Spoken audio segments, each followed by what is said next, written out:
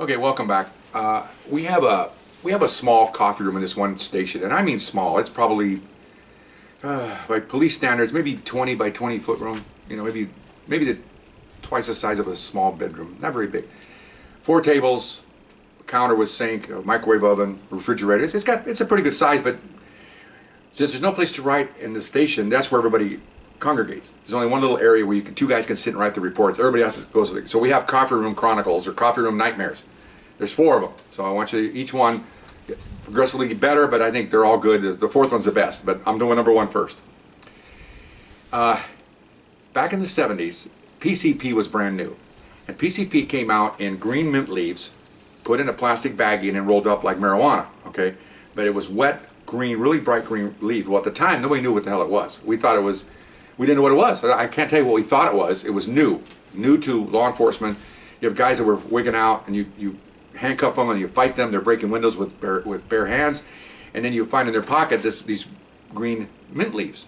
And we just thought it was somebody was smoking, smelling like glue or something, because that's what it smelled like, a chemical. So we're in the coffee room. There's like 8 of us, 10 of us in there. Everybody's doing different things. Well, one guy had an arrestee with this bag of maybe a half-ounce bag of this bright green soaked leaves rolled up, and he's sitting looking at it. And we call for narcotics to come down because we're all patrol guys, and they're going to come and give us an opinion of what it is. We don't know what it is. This is all new. This is like 76, maybe 75, 1975. And so we had a guy in there, built like a linebacker, big guy, big, okay, 6'5", 260, all muscle. Unfortunately, some of the muscle was in his brain matter. Okay, he wasn't too bright a guy. Talked kind of slow. He got stuff, but he was just a big, gullible guy. Okay, so he sits down. He goes, "Hey, what is this stuff?" Trying to talk the way he talked. And we go, "Well, we're not sure what it is, man. We think it might be PCP, angel dust. We're not sure what it." "Well, I know. I've seen this before." So without telling anybody, saying anything, he just unrolls it and sticks his nose into it to smell it. Okay. Well, anybody takes chemistry, you don't do that on anything. You just go like this, if you're going to smell something, He puts his head in it, and all of a sudden he just jumps off the seat, and he starts having what we consider what would look like an epileptic seizure. I don't know how to describe it.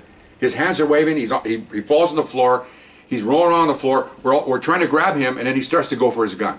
Remember, we're all in uniform. His eyes are glassed over. Okay, they're inside of his head. He's wigging out here, man. Okay, and you got all the officers. So we jump him, and myself and my partner, we grab an arm. That's how strong he was. We grab his arm. Okay, the 2 of us. We still could barely contain it. They had him face down. A couple of guys had the other arm. Guys are sitting on his legs, and they're taking his gun out of his holster because we don't know what's going to happen here. And he's trying to reach for it, and we're grabbing it. So we cuff him. Sergeants come in, and we tell them what happened, and now the room's full of this smell because they had it rolled up in the bag.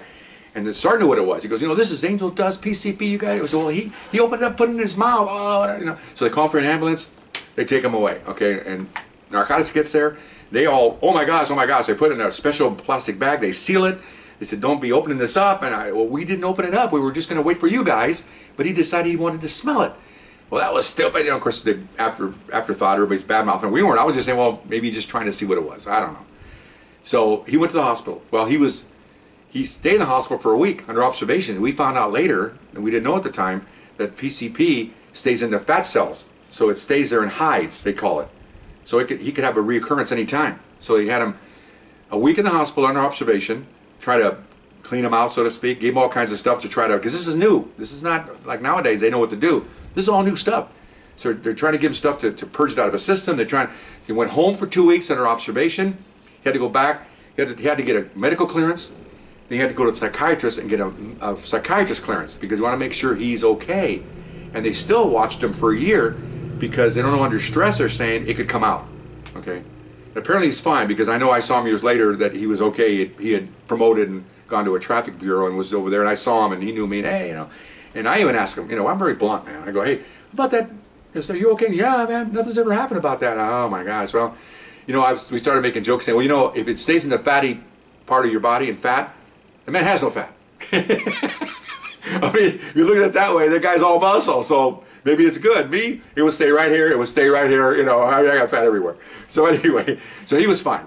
So, but it was just weird watching a grown man, a huge man, on the ground, writhing around, and uncontrolled, and then he's trying to reach for his weapon. I think he probably thought that maybe he was under attack or something. Who knows what it was?